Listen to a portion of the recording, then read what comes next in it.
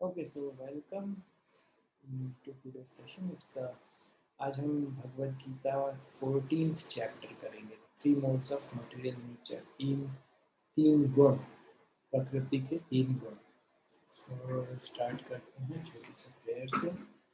ओम अज्ञानतिमिरान्धस्य ज्ञानाञ्जनशलाकया चक्षुरुन्मिलितं येन तस्मै श्रीगुरुवे नमः. जय श्री कृष्ण चैतन्य प्रभु नित्यानंद श्री अद्वैत गदाधर श्रीवासादि गौर भक्तवृंद. हरे कृष्ण कृष्ण कृष्ण हरे हरे, हरे राम राम राम हरे हरे. सो जैसा कि हम हमेशा करते हैं, एक क्विक ब्रीफ रिव्यू हमारे जो अभी तक हुआ उसके 13 चैप्टर्स हम कवर कर चुके हैं. और हमने बताया कि भगवद गीता के जो 18 अध्याय हैं उसमें उसको 3 सेक्शंस में डिवाइड किया जाता है, 6 चैप्टर्स के. जो फर्स्ट 6 चैप्टर्स हैं वो कर्म के बारे में बात ज़्यादा करते हैं. जो बीच के 6 चैप्टर्स हैं जो भगवद गीता का एसेंस है वो भक्ति के बारे में बात करते हैं. और आखिरी के जो 6 चैप्टर्स हैं वो ज्ञान की बात करें. ज्ञान मतलब थोड़ा सा नॉलेज, हमको एक्स्ट्रा नॉलेज जैसा मिलता है कि उसको एक अपेंडिक्स की तरह देख सकते हैं जो हमको एक्स्ट्रा इन्फॉर्मेशन दे रहा है जो भक्ति को बढ़ाने में हेल्पफुल है. और जो फर्स्ट चैप्टर से अगर हम लें तो फर्स्ट चैप्टर अर्जुन प्रश्न पूछते हैं और अपने डाउट्स बताते हैं, वो क्यों फाइट नहीं करना चाहते. सेकेंड चैप्टर में भगवद गीता की समरी प्लस थोड़ा सा डिफरेंस बॉडी और सोल के बारे में, कर्म योग के बारे में थोड़ा सा फिर भगवान थर्ड चैप्टर में बताते हैं acting as a duty.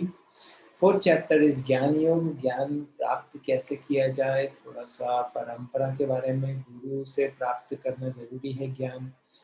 Fifth chapter में फिर थोड़ा सकाम निष्काम कर्म योग, working in connection with Krishna. Krishna जो सुप्रीम एंजॉयर है उनकी.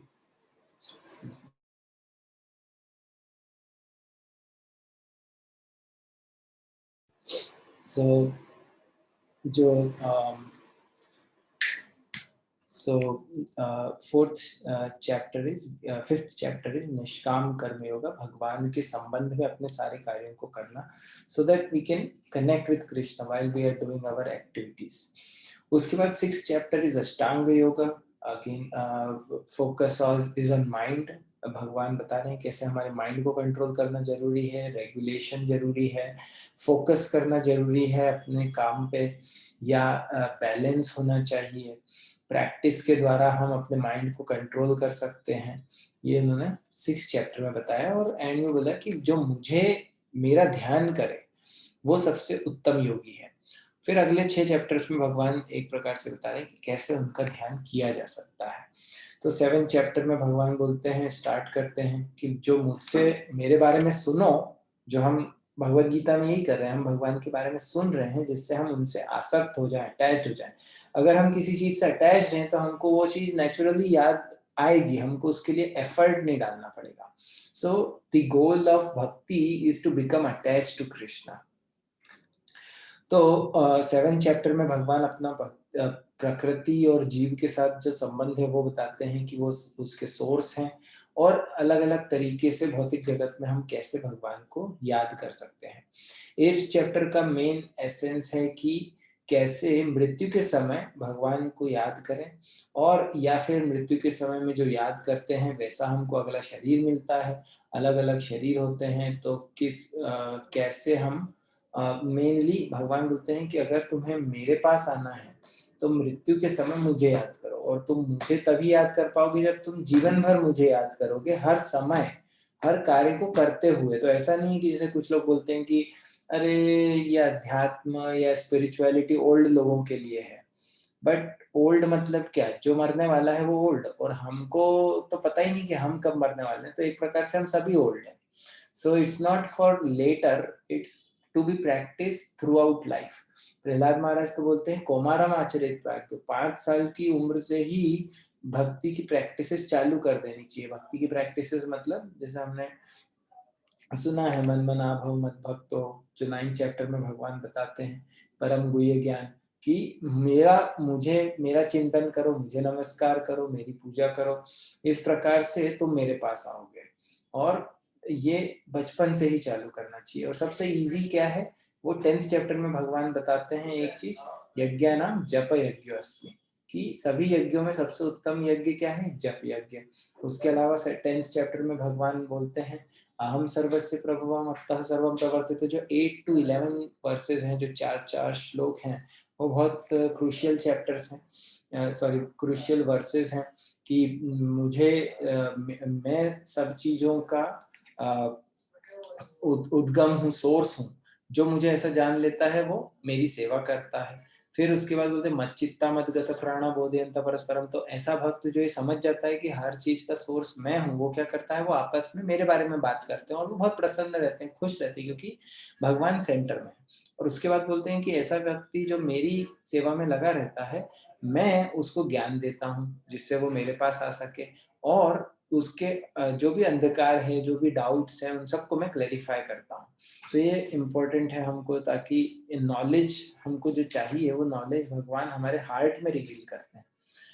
11th चैप्टर में विराट रूप दिखाते हैं भगवान की, वो किस प्रकार से पूरे यूनिवर्स में फैले हुए हैं। 10th चैप्टर में और विभूति भी है कि भगवान अलग अलग चीजों में क्या सुपीरियर है, वो सुपीरियर, वो सारी विभूतियां भगवान का एक अंश है। So everything amazing that we see in this world is Krishna's opulence, वो भगवान की शक्ति है। चैप्टर 13 फिर हमने लास्ट टाइम किया था, तो चैप्टर 13 को थोड़ा सा डिटेल में लेंगे। उसमें 3-4 अलग अलग सेक्शंस थे। जो फर्स्ट सेक्शन था उसमें अर्जुन कुछ प्रश्न पूछते हैं कि 6 चीजों के बारे में पूछते हैं कि प्रकृति, पुरुष, ज्ञान, ज्ञेय और क्षेत्र और क्षेत्रज्ञ। तो ये संस्कृत है, पर कहने का है कि जो फर्स्ट 2 आंसर्स देते हैं क्षेत्र और क्षेत्रज्ञ भगवान, उसको हमने बहुत प्रैक्टिकली देखा था कि बहुत यूजफुल है। क्षेत्र मतलब ये हमारी बॉडी, इंक्लूडिंग अवर सटल बॉडी, जो हमारा माइंड, इमोशंस, ये सब ये हमारा एक्सटर्नल बॉडी है। इस बॉडी को ये क्षेत्र बोला गया है। क्षेत्र मतलब फील्ड ऑफ एक्टिविटीज। और उसको उसका नोअर कौन है, उसको जानने वाला क्षेत्रज्ञ, वो क्षेत्रज्ञ है हम स्वयं।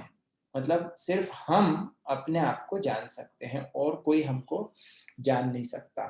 हमारे अंदर जो फीलिंग्स हैं, जो इमोशंस हैं, उसको और कोई नहीं समझ सकता, राइट।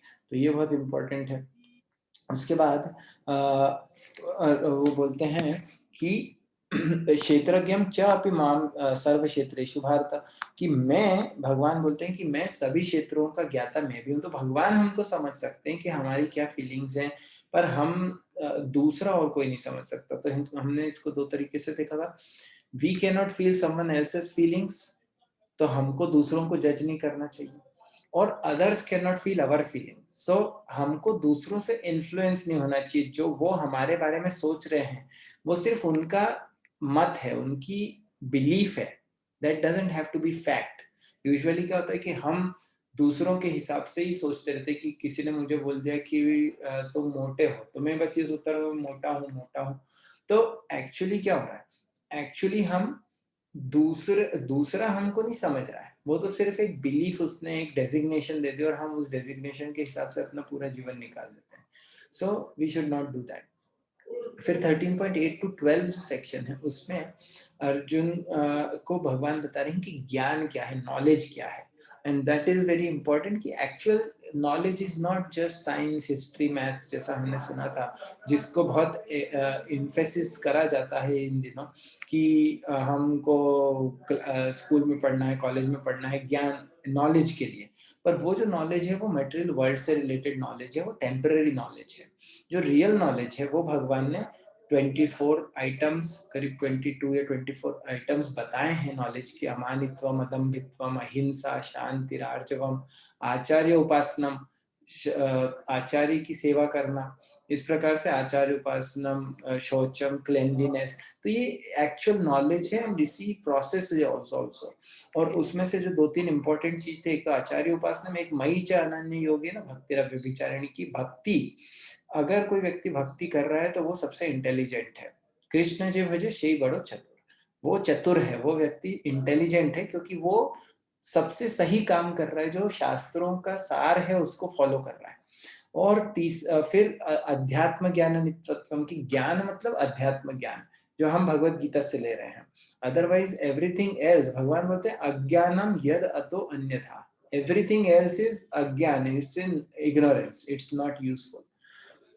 फिर उसके आगे ज्ञेयम बताते हैं कि ऑब्जेक्ट ऑफ नॉलेज क्या है, क्या है जानने योग्य। तो उसके बारे में भगवान बोलते हैं कि सुपर सोल परमात्मा वो जानने योग्य है, पर उसको कौन समझ सकता है, उसको सिर्फ भक्त समझ सकता है प्रॉपरली। और उसके बाद लास्ट सेक्शन में कृष्ण प्रकृति पुरुष और उनके बारे में बताते हैं कि प्रकृति और पुरुष के बारे में। उसमें से जो 22nd वर्स है वो इम्पोर्टेंट है, क्योंकि वो 14 चैप्टर से कनेक्टेड है। उसमें 22nd वर्स में भगवान बोलते हैं, let me open that verse quickly.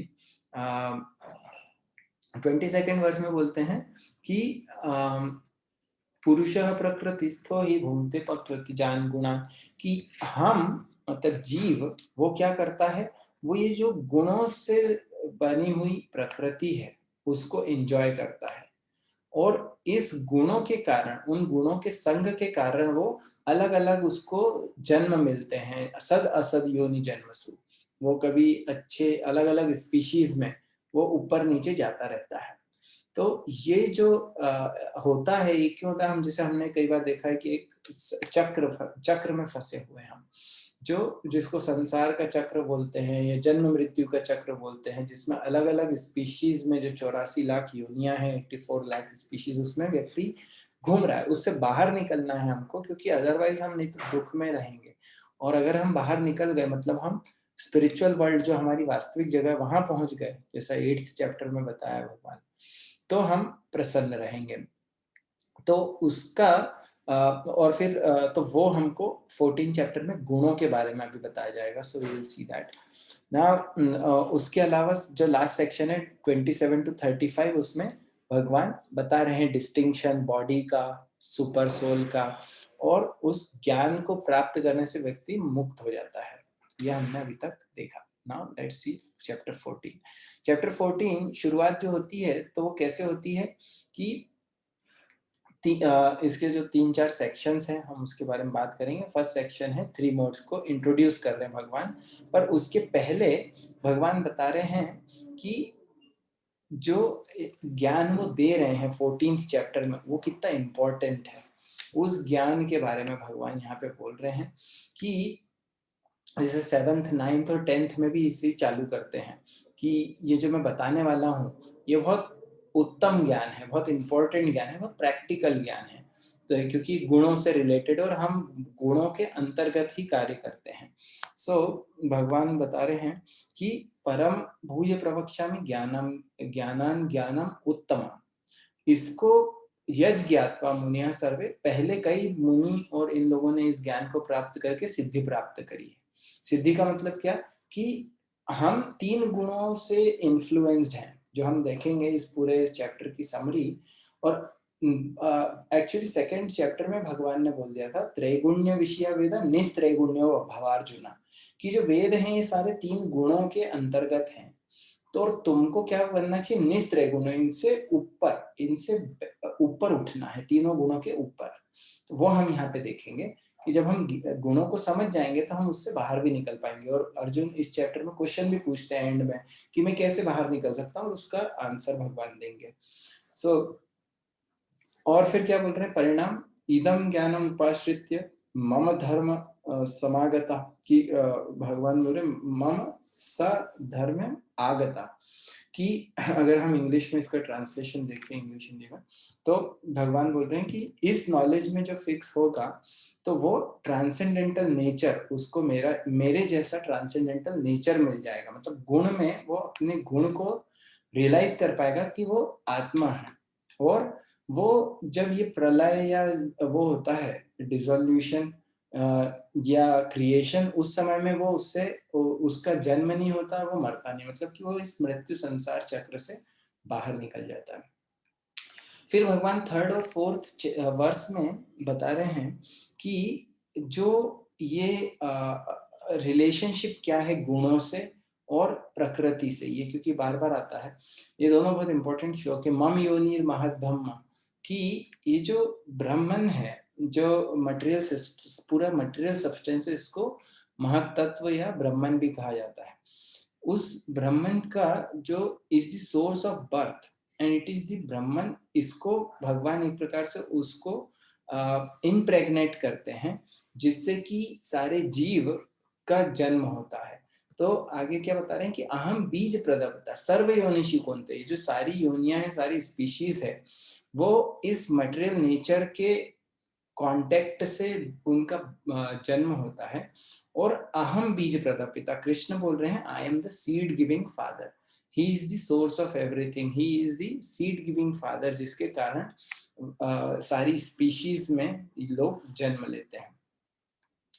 अब इसके बाद, अब नाउ 5th वर्स ऑनवर्ड्स, यहाँ पे भगवान इंट्रोड्यूस कर रहे हैं कि जो जैसे ये एक अच्छा नाइस ग्राफिक है कि भगवान ये सारे जो अलग अलग जीव स्पीशीज हैं, एक्वेटिक्स भी हैं, जो बर्ड्स हैं, या जो भी हम जो लैंड पे रहने वाले हैं, वो सब उनकी बीज देने वाले पिता कौन है, वो भगवान है। और वो प्रकृति से जन्म लेते हैं, प्रकृति और भगवान के कांटेक्ट से।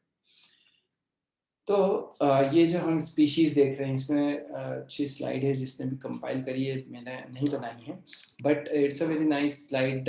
डिफरेंट डिफरेंट स्पीशीज बताई गई हैं, फ्लावर्स की, एक्वेटिक्स की, पानी वाले, हवा में उड़ने वाले, जो जमीन पे रहते हैं, उन सब की, और उसमें मनुष्य भी शामिल है, उन सब के बीज को देने वाले। और ये जो अमेजिंग है, जो प्रकृति को हम देखें, एक एक प्रकृति की जो चीजें हैं, वो माइंड ब्लोइंग है कि उसमें कितनी डिटेल है, कितनी कारीगरी है, कितने इंटेलिजेंस है।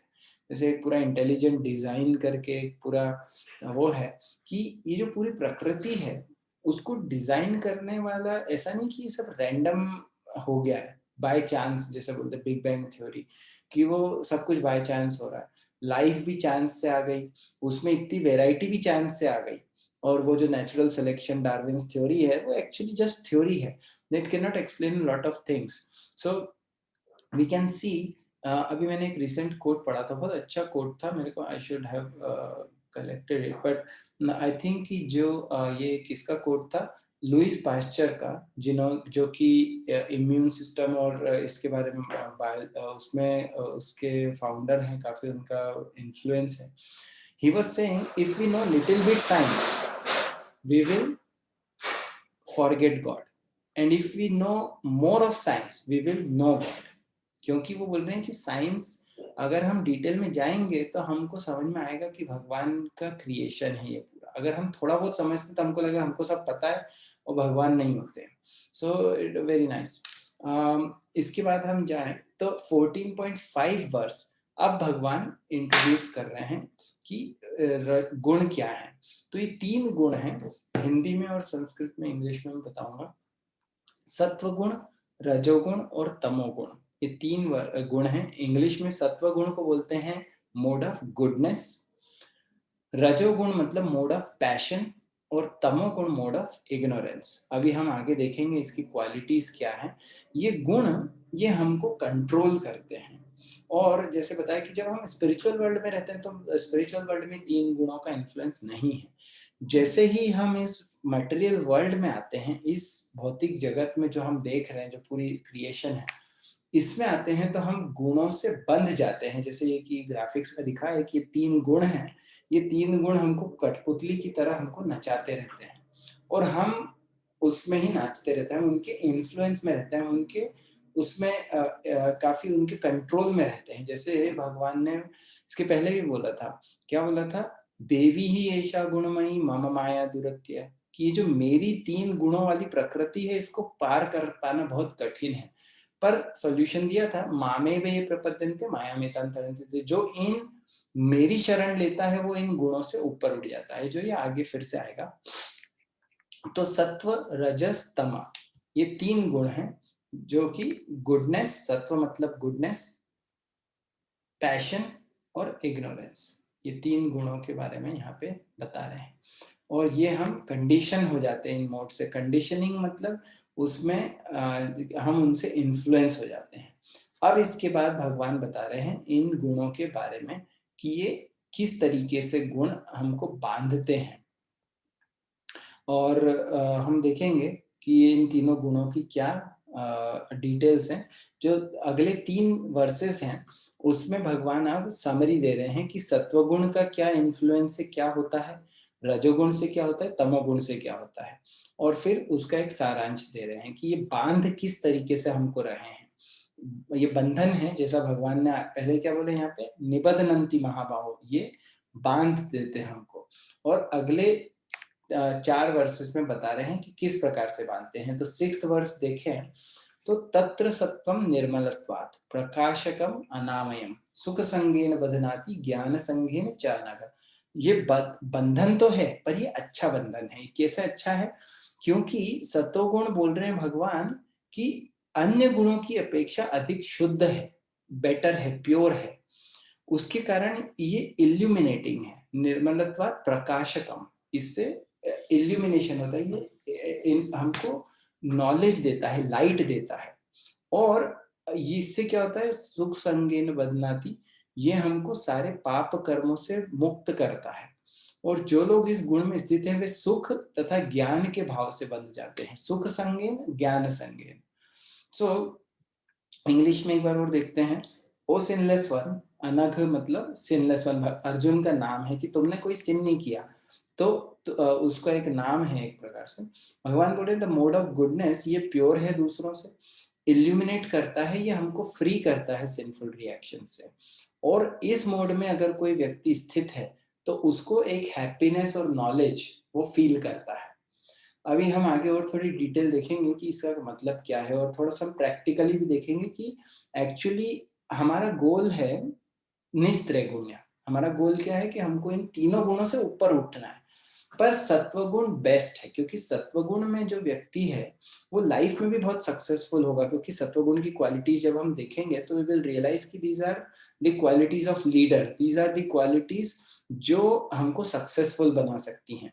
और थोड़ा बहुत पैशन चाहिए, पर इग्नोरेंस तो डेफिनेटली नहीं चाहिए। पर सत्वगुण इज क्लोजेस्ट टू ट्रांसेंडेंस। जैसे बोलते हैं कि अगर मुझे बाहर निकलना है कहीं किसी कमरे से, तो मुझे एक दरवाजे से बाहर निकल सकता हूँ, मैं दीवार से बाहर नहीं निकल सकता। तो वो जो दरवाजा है वो सत्वगुण है, जिससे हम बाहर देख सकते हैं और हम फिर उससे इवेंचुअली बाहर निकल सकते हैं। सो ये सत्वगुण अभी थोड़ा सा और क्लियर होता जाएगा। We are just following the verse by verse and then we will see more कि मतलब, क्योंकि हमको और डिटेल आती जाएगी सत्वगुण की, तमोगुण की। तो इसमें कुछ लोगों को बताया गया जैसे फिलोसफर्स होते हैं, जो ज्ञान की बातें करते हैं, जो नॉलेजेबल लोग होते हैं, ये लोग कहीं ना कहीं इनमें सत्वगुण है, which is mode of goodness. रजोगुण का क्या है? रजोगुण इज देखें तो भगवान बोले रजोगुण की उत्पत्ति असीम आकांक्षाओं तथा तृष्णाओं से होती है, और इसी कारण से यह देहधारी जीव सकाम कर्मों से बंध जाता है। रजोगुण का मतलब ये कि व्यक्ति बहुत एक्टिव होता है, एक्शन उसमें। और action is not always bad, पर वो बंधा हुआ रहता है। वो बस उसको ये रहता है कि बस काम करते जाओ बस। बहुत पैशन, जो इसको जो इंग्लिश में ट्रांसलेट किया गया है मोड ऑफ पैशन।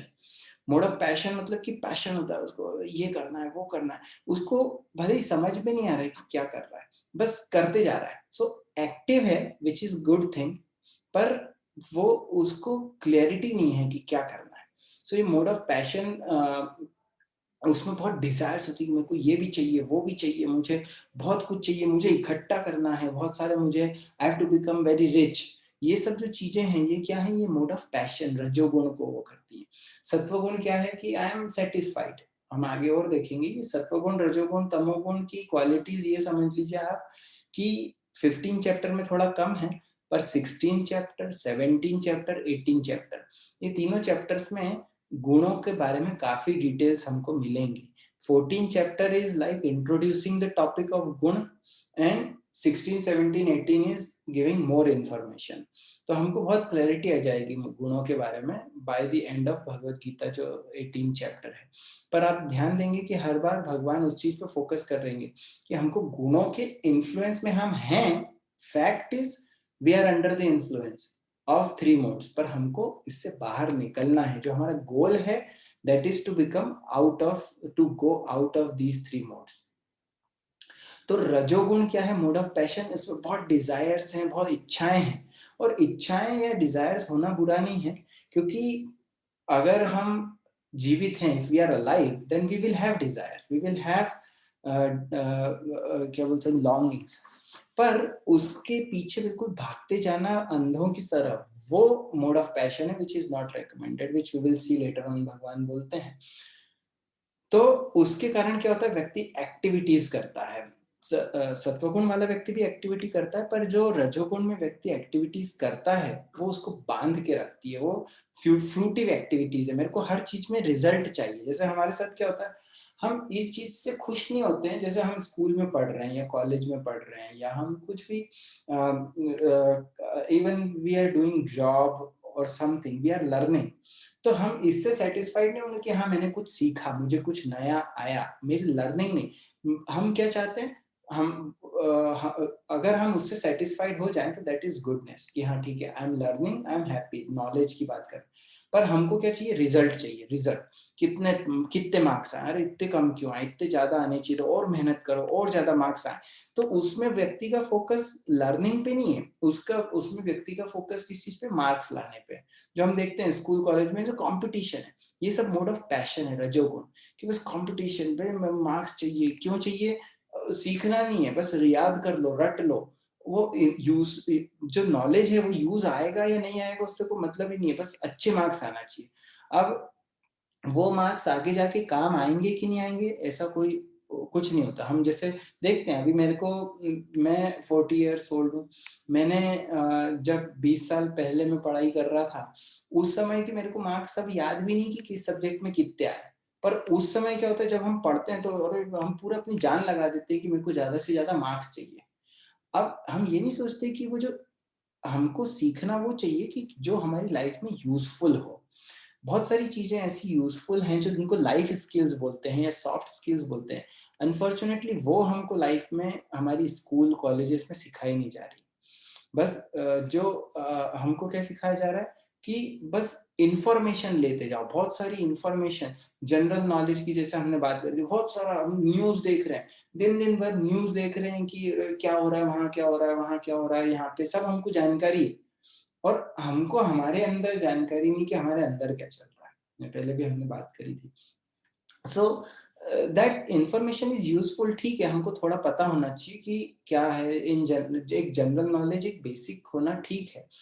तो सो दैट हम जो हमारी लाइफ में यूजफुल है। जैसे पर ऐसा नहीं कि हम बस इंफॉर्मेशन लिए जा रहे हैं, जो भी यूजफुल हो नहीं हो, हमारे कंट्रोल में हो, इतनी बातें करते हैं कि अरे उसने ऐसा किया, उसने ऐसा किया, उसने ऐसा क्यों नहीं किया।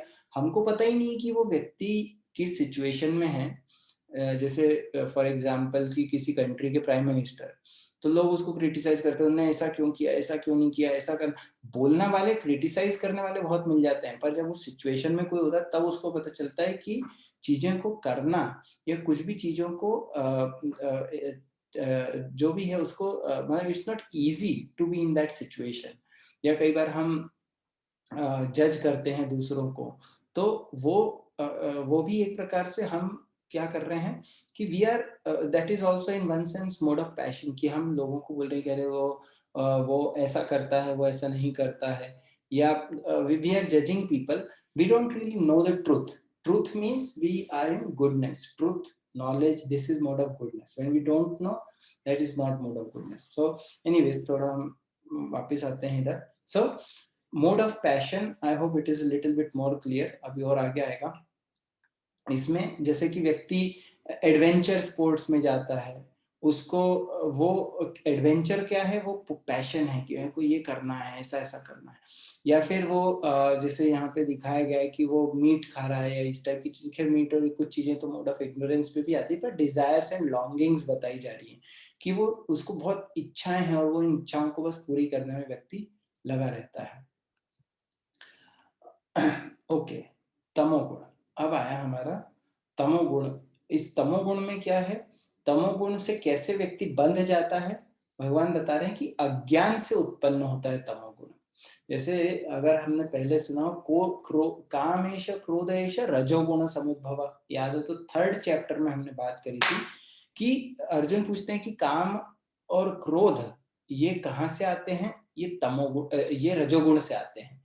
और तमोगुण से क्या उत्पन्न होता, तमोगुण कहाँ से आता है, तमोगुण अज्ञान से आता है। अज्ञान, और इसमें तमोगुण समस्त देहधारी जीवों का मोह है। इस गुण के प्रतिफल क्या है, यह हमको पसंद नहीं है, पर हम इन्फ्लुएंस होते हैं। पागलपन, प्रमाद, आलस्य और निद्रा जो बद्ध जीव को बांधते हैं। तो तमोगुण मतलब क्या, मोड ऑफ डार्कनेस भी बोला गया है, या मोड ऑफ इग्नोरेंस भी बोला जाता है तमोगुण को। ये क्या करता है, ये हमको मोह में डालता है, मतलब डिल्यूट कर देता है। हमको समझ में नहीं आता कि हम क्या कर रहे हैं, क्यों कर रहे हैं, हमको क्लैरिटी नहीं रहती है। मोड ऑफ इग्नोरेंस, इसमें व्यक्ति क्या करता है, मैडनेस, इंडोलेंस एंड स्लीप। व्यक्ति पागल जैसे काम करता है, या उसको पता ही नहीं क्या कर रहा है, या बहुत सोता है। बहुत जो सोता है व्यक्ति, वो भी तमोगुण में है, विच इज अनक्लीन रहता है। जो इसको बोलते हैं आलस, इंडोलेंस मतलब आलस, लेजी है, लेजीनेस, निद्रा, स्लीप, ये सब मोड ऑफ इग्नोरेंस है। अब हमको एक चीज इंपॉर्टेंट है कि हमको अपने आप को या दूसरों को जज नहीं करना है कि अरे मैं आलसी हूँ, मैं लेजी हूँ। वो इन्फ्लुएंस है, मोड ऑफ पैशन, इग्नोरेंस का हमारे ऊपर, तमोगुण का इन्फ्लुएंस है। तो हमें अगर हम और सोचेंगे तो और दुखी हो जाएंगे, अरे मैं तो ऐसी हूँ, मैं तो खराब हूँ, मैं ऐसा हूँ। तो और हम और तमोगुण में ही चले जाएंगे। तमोगुण में डिप्रेशन, ये सब चीजें व्यक्ति तमोगुण में रहती है, जिसमें व्यक्ति एक्शन नहीं ले पाता, कुछ उसको नॉलेज नहीं रहता, क्लैरिटी नहीं रहती, क्या सही है, क्या गलत है, क्या करना है, तो वो व्यक्ति कर नहीं सकता। तो हमको वैसा नहीं बनना, हम और तमोगुण में नहीं जाए। हमारा गोल होना चाहिए कि हम उससे बेहतर गुण में जाए, एटलीस्ट पैशन में आए, ताकि हम एक्टिव रहें। फिर पैशन से धीरे धीरे अपने आप को हमको एलिवेट करना है गुडनेस में। गुडनेस मतलब we are doing things nicely, clean है चीजें, सब प्रॉपर ऑर्गेनाइज्ड है, we are regulated, this is all mode of goodness, sattva guna. जैसे मैं बता रहा था कि ये सारी चीजों क्या करती है, हमको हेल्प करती हैं become successful. We will talk about that more later. So we have to gradually come above these modes, not kill us by judging ourselves and go more in ignorance. पर हाँ, भगवान बोलते हैं जैसे नींद जरूरी है। नींद, तमोगुण को हम एक प्रकार से ये भी देखा जा सकता है कि जो चीजें कुछ हमको चाहिए हमारी लाइफ में बेसिक, अगर हम उनको टू मच क्वांटिटी में करते हैं तो that can cause in mode of ignorance. जैसे हम बहुत खा रहे हैं तो हमारी बॉडी पे उसका बैड असर पड़ेगा। वो क्या होगा, उसके कारण हमको नींद ज्यादा आएगी, हमारी तबीयत खराब होगी। तो ये सब आलस करेंगे, नींद ज्यादा आएगी तो क्या होगा, तमोगुण आएगा। तो हम बहुत ज्यादा अगर सो रहे हैं, भगवान ने 6th चैप्टर में क्या बोला था कि जो बहुत खाता है या बहुत ज्यादा सोता है वो गड़बड़ है, जो बहुत कम खाता है और बहुत कम सोता है वो भी गड़बड़ है। तो ऐसा भी नहीं कि हमको चीजों को बिल्कुल हम एक एंड से दूसरे एंड पे पहुंचा दें, या तो बहुत ज्यादा करें या बहुत कम करें। हमको एक बैलेंस होना चाहिए, एक प्रॉपर रेगुलेशन होना चाहिए। फिर 14.9 में भगवान बोलते हैं कि सतोगुण मनुष्य, सतोगुण का वो क्या है, एक हैप्पीनेस है, सुख है। रजोगुण में काम है, बहुत ज्यादा कर्म है, बहुत एक्शन है। एंड तमोगुण में पागलपन है, मतलब इग्नोरेंस है, इट्स मैडनेस। तो ये भगवान की समरी है सत्वगुण, रजोगुण और तमोगुण की। If you have any questions you can write or we can discuss later on. अब जो नेक्स्ट सेक्शन है 14.10 to 13, इसमें भगवान बता रहे हैं कि ये तीनों गुण का इन्फ्लुएंस कैसे होता है।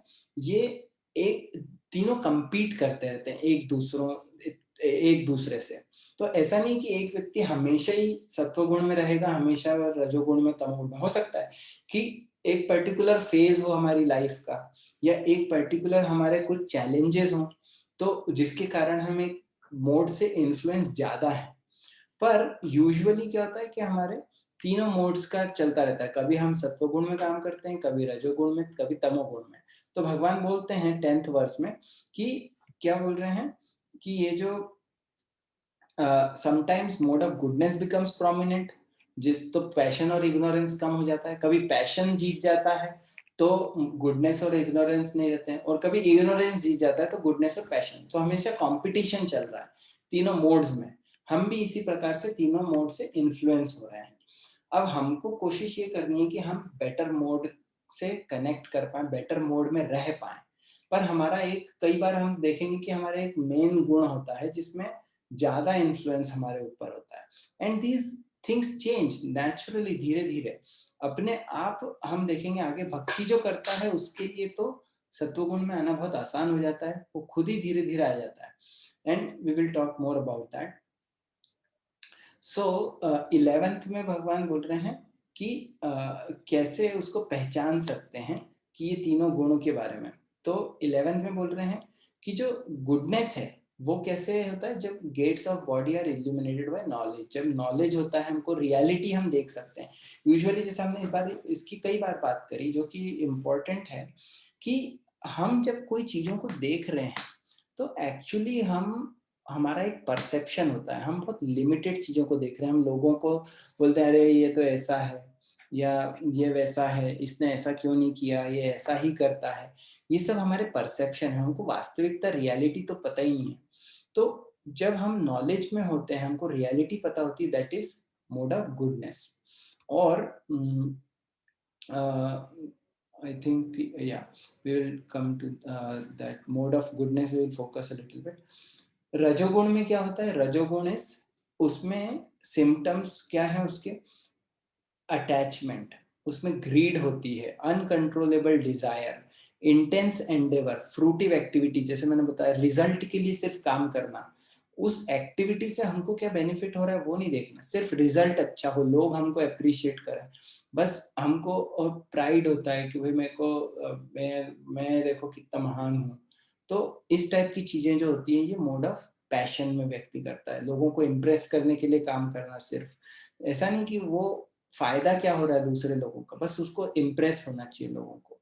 ये सब चीजें, इंटेंस एंडेवर, कि हम बहुत मेहनत करे जा रहे हैं, काम करे जा रहे हैं, क्यों कर रहे हैं पता ही नहीं, हमको खाने का भी टाइम नहीं है, सोने का भी टाइम नहीं है। जो जो चीजें हम इंजॉय करते हैं, जो चीजें हमको नरिश करती हैं, वो नहीं कर रहे हैं, सिर्फ करे जा रहे हैं, करे जा रहे हैं, करे जा रहे हैं। So that is mode of passion. और इग्नोरेंस क्या है, when there is increase in mode of ignorance, darkness, inertia, madness, illusion, ये जो वर्ड्स यूज कर रहे हैं भगवान यहाँ पे, प्रमाद, मोह, तमह, ये सब मोड ऑफ इग्नोरेंस बताते हैं। और या उसके सिम्टम्स बता रहे हैं यहाँ पे भगवान इन 3 वर्सेस में, कि मोड ऑफ गुडनेस का सिम्टम क्या है, नॉलेज। मोड ऑफ पैशन का सिम्टम क्या है, वो है अटैचमेंट, एक्टिविटी, ग्रीड, इस टाइप की चीजें। और मोड ऑफ इग्नोरेंस, तमोगुण का सिम्टम क्या है, जैसे हमने पहले भी देखा, आलस, नींद, इनर्शिया, मोह, ठीक प्रकार से काम नहीं कर पाना, क्लैरिटी नहीं होना। ये अब आगे बताते हैं भगवान 14th to 18th वर्सेस में भगवान, actually let's focus on this for second, क्योंकि ये स्लाइड यहाँ पे है, which is a good slide, I like it, कि सत्वगुण की क्रियाएं ये करना अच्छा है, this is useful for us if we can focus. जैसे हमने बोला कि हम देख रहे हैं भगवान क्लियर हायरार्की बोल रहे हैं, वो ये नहीं बोल रहे कि तीनों गुण बराबर हैं, आगे और आगे बताएंगे भगवान कि तीनों गुणों में डिफरेंस है।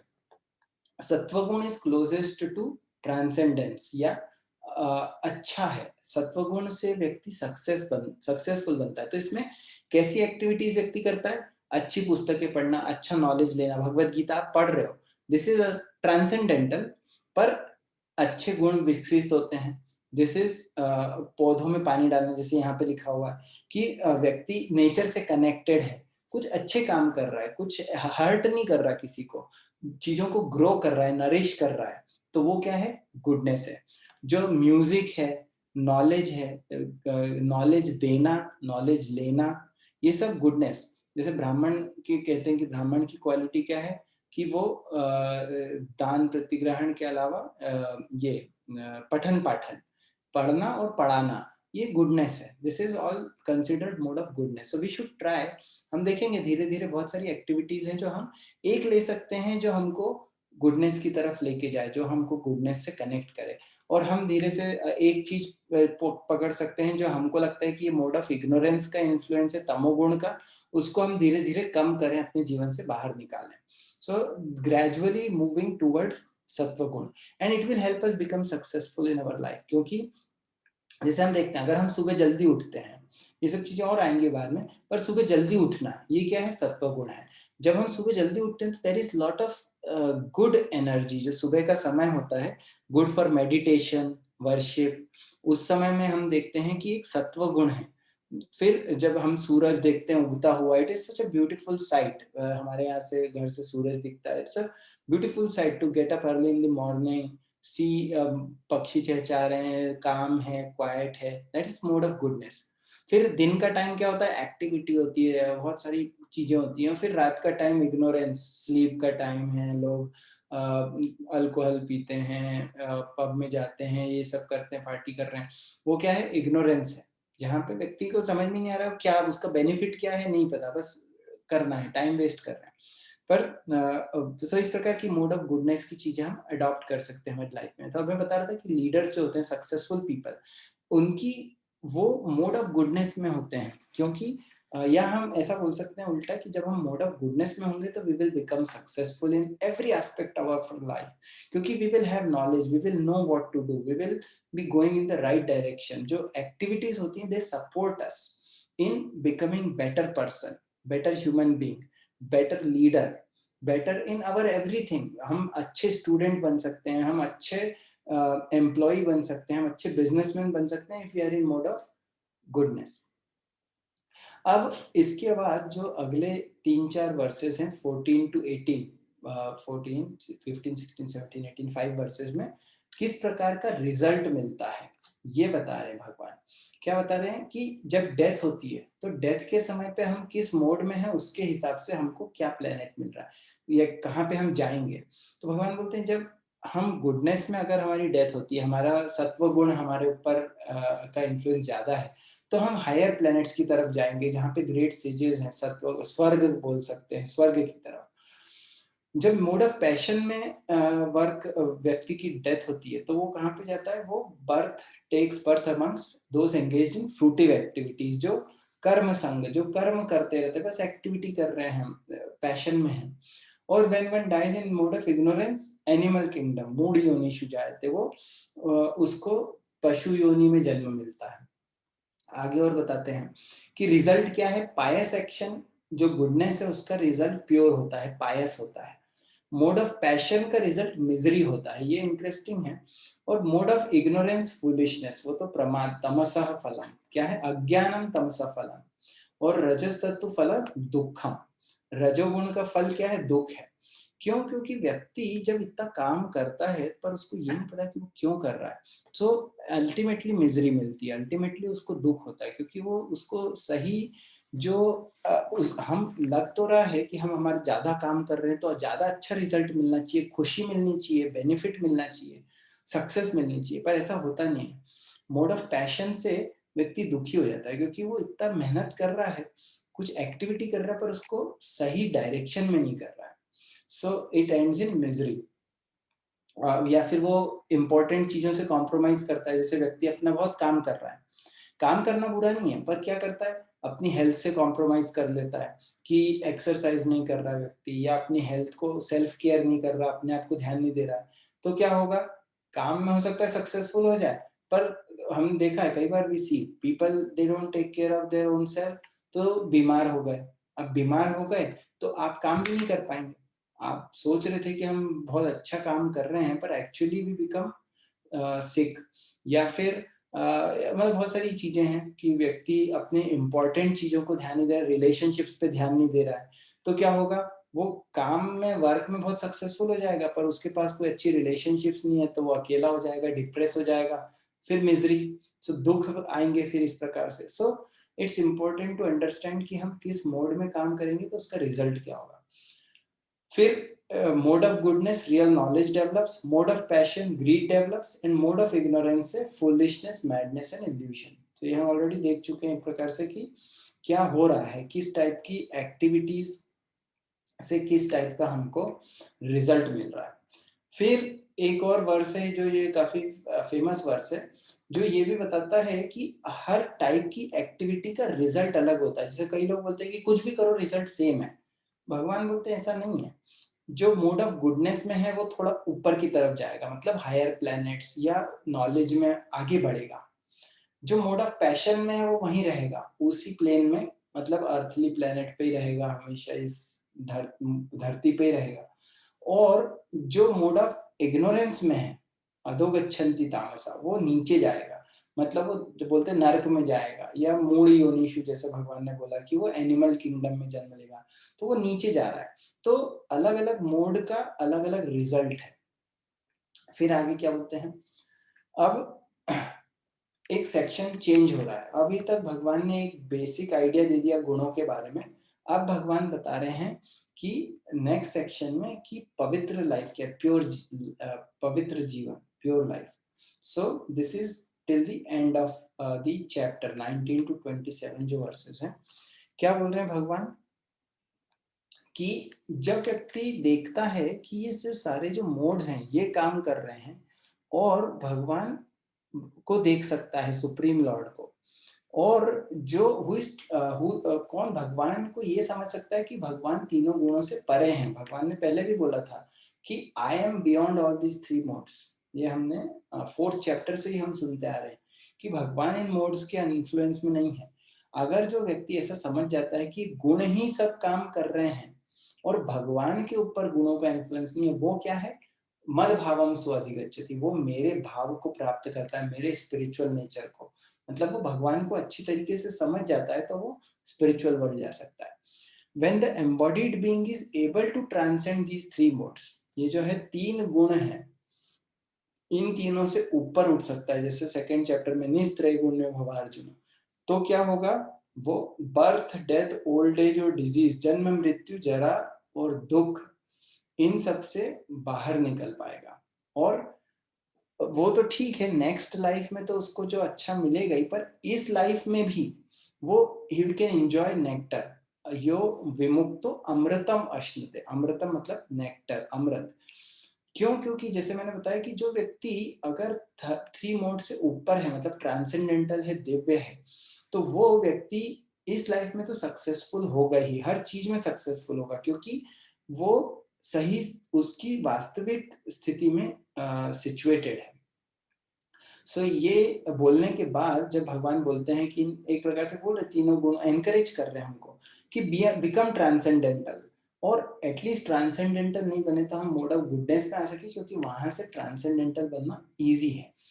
तो अर्जुन का प्रश्न आता है। अब Arjun is very intelligent, Arjun हमेशा प्रैक्टिकल क्वेश्चंस पूछते हैं, और वो हमारे क्लैरिफिकेशन के लिए पूछ रहे हैं। क्या बोलते हैं अर्जुन कि oh my dear lord, by which symptoms, क्या सिम्टम्स है जो ऐसे व्यक्ति के जो इन मोड से ट्रांसेंडेंटल है उसका बिहेवियर कैसा होता है, किम आचारः, और कथम, किस प्रकार से, हाउ, च कि ये तीन गुणों से त्रीन गुणान अतिवर्तते, इन तीन गुणों से ट्रांसेंडेंटल बाहर कैसे निकल सकता है व्यक्ति। तो प्रोसेस पूछ रहे हैं और बिहेवियर और सिम्टम्स पूछ रहे हैं कि वो कैसे पता चलेगा कि कोई तीनों मोड से ऊपर है और कैसे निकल सकता है। Okay, so both are important question. तो अब भगवान 22 to 25 में तो पहले बता रहे हैं symptoms and qualities of a person जो इन तीनों गुणों से ऊपर है, और 26 और 27 जो लास्ट के 2 वर्सेस हैं उसमें भगवान बता रहे हैं कि कैसे निकल सकता है। एक्चुअली 26 में मोस्टली। सो देखते हैं बिहेवियर क्या है, सुप्रीम पर्सनैलिटी, और इसमें हिंदी में पढ़ते हैं क्योंकि it's easy to understand sometime. तो वो जो प्रश्न पूछे 3 कि किन लक्षणों से जाना चाहता है, किम आचार है उसका व्यवहार, और कैसे जाने की विधि क्या है। तो अब भगवान बता रहे हैं, सॉरी भगवान आगे बताएंगे। इसको हम कनेक्ट कर सकते हैं जो हमने पहले भगवत गीता में देखा कि भगवान बोलते हैं मेरे शुद्ध भक्तों के विचार मुझ में वास करते हैं, उनका जीवन पूरी तरह मेरी सेवा में समर्पित है, वे एक दूसरे को ज्ञान प्रदान करते हैं और मेरे विषय में बातें करते हुए परम संतोष तथा आनंद का अनुभव करते हैं। ये हमको अगर याद हो तो ये 10th चैप्टर का 11th वर्स है, जो चतुर्श्लोकी का एक सेकंड वर्स है कि वो मेरे बारे में कथयन्तश्च माम नित्यम तुष्यन्ति च रमन्ति च, वो व्यक्ति तीनों मूड से ऊपर है, जो प्रेम पूर्वक मेरी सेवा में निरंतर लगे रहते हैं, उन्हें मैं वो ज्ञान प्रदान करता हूँ। ये कनेक्टेड है 14 चैप्टर, ये 10th चैप्टर के उससे इल्यूमिनेशन, हम नॉलेज की बात कर रहे हैं कि ये व्यक्ति इनसे ऊपर है, भगवान उसको ज्ञान देते हैं जिससे वो मुझ तक आ सकते हैं। सो 22nd में हम देख रहे हैं, अब क्या हम कैरेक्टरिस्टिक्स देख रहे हैं। तो भगवान बोले कि उसका अंदर क्या सोचता है, जो प्रकाश, आसक्ति तथा मोह के उपस्थित होने पर न तो उससे घृणा करता है न लुप्त होने की इच्छा रखता है। तो इसका एसेंस देखें तो भगवान बोले जो इक्वल है, इक्वेनिमिटी। ये वर्स सेकंड में भी आया था, समत्वम योग उच्यते, he who does not hate illumination, attachment and delusion, जो बराबर रहता है, जो unwavering and undisturbed through all the reactions, जो मटेरियल क्वालिटीज हैं उसके रिएक्शन से अनडिस्टर्ब रहता है, घबराता नहीं है, हिलता नहीं है, जो न्यूट्रल रहता है, ट्रांसेंडेंटल है, जिसको पता है कि मोड्स ही सिर्फ सारा काम कर रहे हैं, और जो who is situated in self regards alike happiness and distress, खुशी और दुख, इन दोनों को बराबर देखता है। क्यों? क्योंकि उसको पता है कि ये सब दोनों टेम्पररी हैं, हैप्पीनेस भी टेम्पररी है, डिस्ट्रेस भी टेम्पररी है, जो मटेरियल वर्ल्ड में आती है वो दोनों ही टेम्पररी है। जो आगे बोलते हैं क्या, एक अर्थ, मतलब पत्थर या ये यहाँ पे जो लिखा हुआ है समलोष्ट अश्म कंचन, जो एक स्टोन को या मिट्टी को या गोल्ड को, जो हम क्या समझते हैं गोल्ड इंपॉर्टेंट है, गोल्ड के भाव इतने बढ़ रहे हैं तो गोल्ड इज वैल्यूएबल, पर पत्थर वैल्यूएबल नहीं है। तो इन दोनों को जो बराबर देखता है, जिसके लिए मतलब ये मटेरियल चीजें हैं उनको वो सही रूप में देखता है, वो व्यक्ति क्या है, वो ट्रांसेंडेंटल है। Who is equal toward the desirable and undesirable, दोनों के प्रति इक्वल है। Who is steady, situated equally well in both praise and blame, honor and dishonor, जो सबको, मनुष्य अपने मित्र को, शत्रु को, दोनों बराबर रूप से ट्रीट करता है, और जिसने सारी मटेरियल एक्टिविटीज को छोड़ दिया, ऐसा व्यक्ति बोल सकते हैं कि मोड से परे है, या ऐसा बोल सकते हैं कि जिस जो मोड से परे है उसके ही सिम्टम्स हैं। सो हम समझ सकते हैं इसको, मैं दूसरी अगर लैंग्वेज में ट्रांसलेट करूँ तो हम ग्राउंडेड हैं। ग्राउंडेड होना मतलब कि we are in touch with the reality, we are centred. तो हम बोल सकते हैं कि हम मोड्स ऑफ नेचर से इन्फ्लुएंस नहीं होंगे, अदरवाइज नहीं तो मोड्स हमको इधर उधर खींचते रहेंगे। जैसे हमने सुना था पहले कि मोड्स, किसी ने मोड्स के बीच में कंपटीशन चलता रहता है, but if we are grounded we can see the reality, we are stable. Otherwise नहीं तो क्या है, emotionally also we will be unstable, which means we are under the influence of three modes. फिर we'll come back again if we have more time on these topics, पर और ये आगे फिर आएंगे। जैसे मैंने बताया कि 16, 17, 18 chapter is again about qualities, modes and so on. 26 में भगवान आंसर दे रहे हैं अर्जुन का जो प्रश्न है, क्या है कि विधि क्या है, कैसे, कथम इन तीनों गुणों से अतिवर्तते।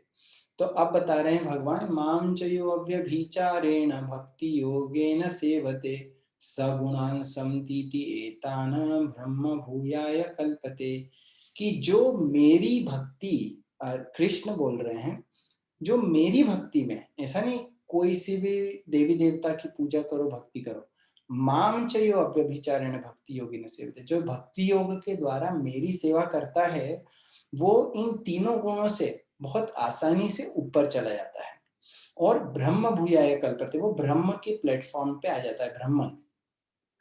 तो ब्रह्मन का मतलब क्या है, जैसे हमने पहले भी बात करा था, स्पिरिचुअल नेचर अटेन कर लेता है अपना, और पर उसके लिए प्रोसेस क्या है, process is engaging in devotional service.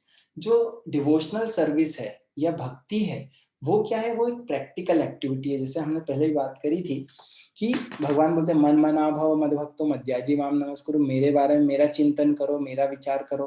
तो हमको लग सकता है कि ये तो बहुत थ्योरेटिकल है, इसमें प्रैक्टिकल क्या है, पर प्रैक्टिकल वेज में जो भगवान की शरण लेता है उसको आचार्य बताते हैं कि accepting things which are favourable to bhakti, rejecting things which are favourable unfavourable to bhakti, उन चीजों को ग्रहण करना, accepting favourable things and rejecting unfavourable things, that is भक्ति।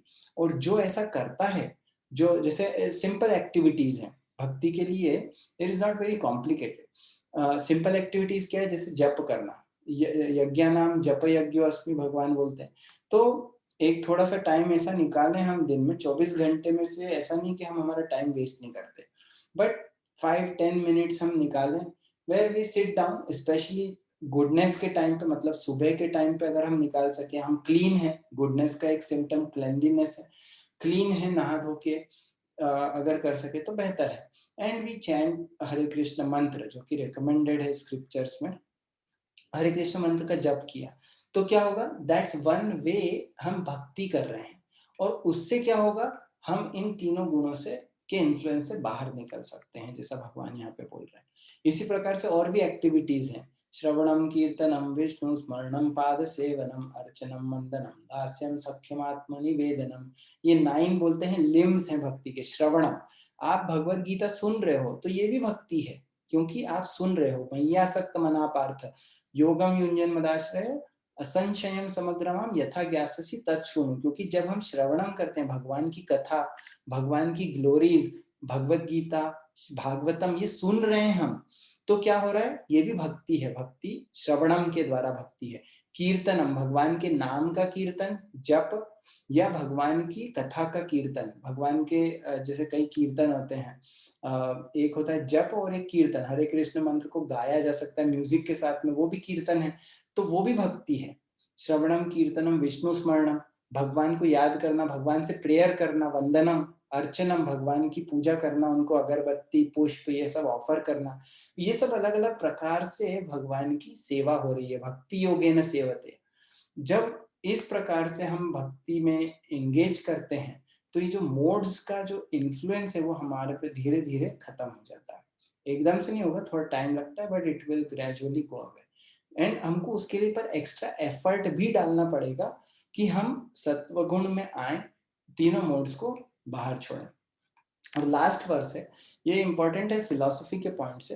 भगवान कहते ब्रह्मणो ही प्रतिष्ठा हम अमृतस्य अव्ययस्य च शाश्वतस्य च धर्मस्य सुखस्य एकांतिकस्य च।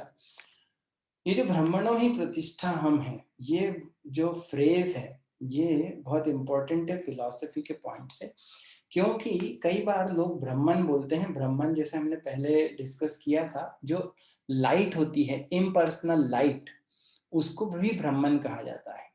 जो जिसमें कई लोग जो अद्वैतवादी होते हैं, अद्वैतवादी बोलते हैं कि जीव और भगवान इनमें कोई अंतर नहीं है, Advaita, they are not different, same.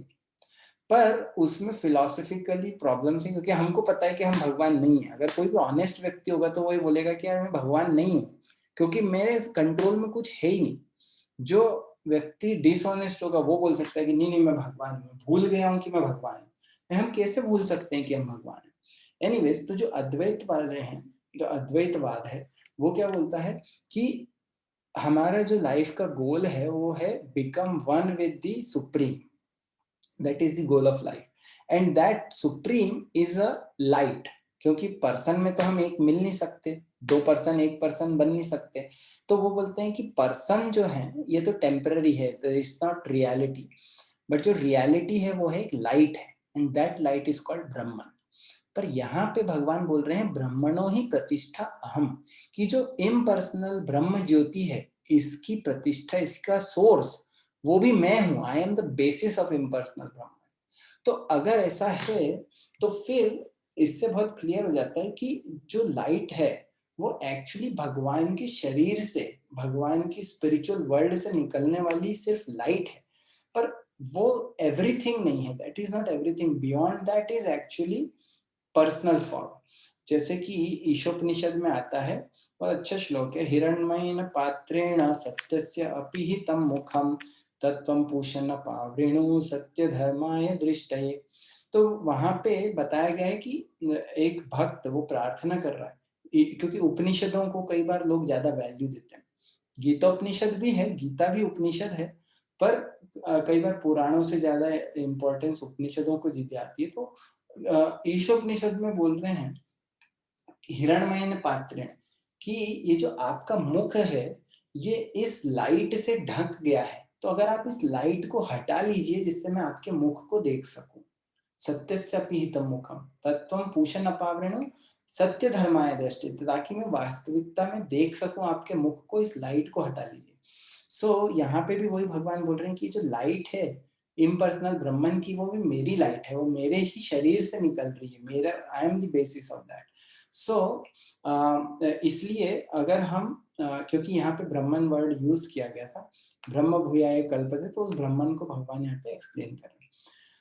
अगर हम एसेंस में देखा जाए तो यहाँ पे जो अलग अलग पहले 3 मोड्स को इंट्रोड्यूस किया भगवान ने, फिर बताया कि ये तीनों मोड का आपस में कंपटीशन चलता रहता है, उसमें क्या क्या रिजल्ट होते हैं अलग अलग तीनों मोड्स के, और एक हमको फाइनली हमको इन तीनों मोड से बाहर निकलना है, तो हम कैसे निकल सकते हैं और क्या हमारे सिम्टम्स होंगे। ये 14th चैप्टर था। अभी हम थोड़ी और डिटेल्स आगे बात करेंगे, जैसे मैंने बताया 16, 17, 18 में मोड्स के बारे में कुछ और प्रैक्टिकल चीजें होंगी, कुछ हमने आज डिस्कस करी मोड्स के बारे में, और भी प्रैक्टिकल काफी चीजें आएंगी आगे। So with that we will pause, it's 9 o'clock। So let's see अगर किसी का कोई क्वेश्चन या कुछ कमेंट है आज के सेशन से रिलेटेड, चैप्टर 14 3 मोड्स।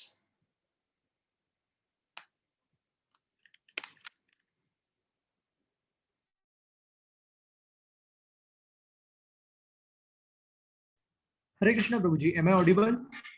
यस, आपकी आवाज आ रही है। प्रभु जी एक डाउट था, जैसे यहाँ पे ब्रह्म के बारे में जो बताया गया है, मतलब एक चैप्टर में अपने भगवत गीता के चैप्टर में पढ़ा था, भगवान बताते हैं कि ब्रह्म मतलब आदमी जो किसी भी जीव का वास्तविक स्वरूप है वो ब्रह्म कहलाता है, और भगवान को परम ब्रह्म कहा गया है। तो हम ब्रह्म है और एक तरफ ये ब्रह्म बताया जा रहा है कि ब्रह्म ज्योति है, तो मतलब वो थोड़ा कंफ्यूजन है, ब्रह्म ज्योति और ब्रह्म में क्या डिफरेंस है? राइट, एक्चुअली अगर हम देखें तो ये जो ब्रह्म वर्ड है ये इसके मल्टीपल मीनिंग्स होते हैं, क्योंकि संस्कृत में हर वर्ड के बहुत सारे मीनिंग्स होते हैं। जैसे आत्मन, आत्मन वर्ड भी 6th चैप्टर में आया था, हमने संस्कृत पे इतना ज्यादा फोकस नहीं किया, पर आत्मा, आत्मा वर्ड जो है आत्मन, वो वर्ड माइंड के लिए भी यूज किया जाता है, सोल के लिए भी यूज किया जाता है, कभी कभी हमारी बॉडी के लिए भी यूज किया जाता है। इसी प्रकार से ब्रह्मन वर्ड है, ये कभी कभी स्पिरिचुअल नेचर को इंट्रोड्यूस को बताने के लिए यूज किया जाता है कि ब्रह्मन मतलब स्पिरिचुअल, आध्यात्मिक। कभी कभी ब्रह्म मतलब कि जो हम पर ब्रह्म, या जो ये ब्रह्म ज्योति की बात कर रहे हैं, ब्रह्म ज्योति को भी ब्रह्म कहा जाता है। तो वो जो ब्रह्म है किस कॉन्टेक्स्ट में वर्ड यूज हो रहा है उस हिसाब से हमको समझना पड़ेगा। तो हम भी बोल सकते हैं कि अहम ब्रह्मास्मि, जैसे कई लोग बोलते हैं, ये एक फ्रेज आती है शास्त्रों में, अहम ब्रह्मास्मि, कि मैं ब्रह्म हूं। तो लोग उसको इंटरप्रेट क्या करते हैं कि मैं पर ब्रह्म हूं, मतलब मैं सब कुछ हूं। पर अगर उसको सही मीनिंग देखेंगे तो उसका मतलब है अहम ब्रह्मास्मि, मतलब मैं आध्यात्मिक हूं, मैं स्पिरिचुअल हूं, मैं शरीर नहीं हूं। सो ये जो ब्रह्म शब्द है, ये ब्रह्म शब्द के मल्टीपल मीनिंग्स हो सकते हैं डिपेंडिंग ऑन द कॉन्टेक्स्ट। तो यहाँ पे जो ब्रह्म का जो शब्द आखिरी में बताया गया है वो ब्रह्म ज्योति के पर्सपेक्टिव से बताया गया है। जो 4th चैप्टर में बोलते हैं भगवान ब्रह्मण ब्रह्म कर्म समाधि न, वर्ष में कोई एग्जैक्ट याद नहीं आ रहा, पर ब्रह्मार्पणम ब्रह्म हवि ब्रह्माग्नो ब्रह्मणाहुतम ब्रह्मेव तेन कर्तव्यम ब्रह्म कर्म समाधि। तो उसमें भी ब्रह्म शब्द इतनी बार आया, उसके अलग अलग ब्रह्म सेम वर्ड के अलग अलग मीनिंग वहां पे बताए गए, पर मेन उसका मीनिंग है कि स्पिरिचुअल वहां पर। Is that answers your question? Yes Prabhu, thank you so much. Hare Krishna. Thank you, Hare Krishna. और कुछ?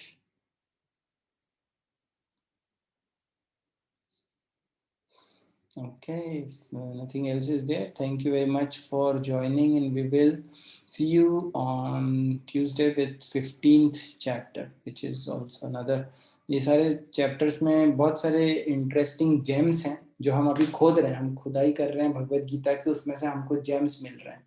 सो 14 चैप्टर में से कुछ जेम्स निकले, 15 चैप्टर में से कुछ और। So we should be I'm happy and glad that you are interested and excited about learning Bhagavad Gita. अब हम क्लोज की तरफ आ रहे हैं. So I think you can see एक आइडिया भी लग गया होगा कि भगवत गीता है क्या. कोई आपसे पूछेगा कि भगवत गीता क्या है, तो आपको क्लैरिटी होगी कि yes, what does Bhagavad Gita say, क्योंकि हमने जो भी पढ़ा, हमने श्लोक भी देखे. ऐसा नहीं कि हमने कुछ अपने मन से इंटरप्रिटेशन करा. We are doing what परंपरा is showing, but we are also reading Sanskrit, simple Sanskrit. हम समझ सकते हैं कि भगवत गीता का सार क्या है. So 15, 16, 17, 18, 4 more chapters, matlab 2 more weeks, then we will be done with Bhagavad Gita. So thank you. We'll see you next week. Hare Krishna.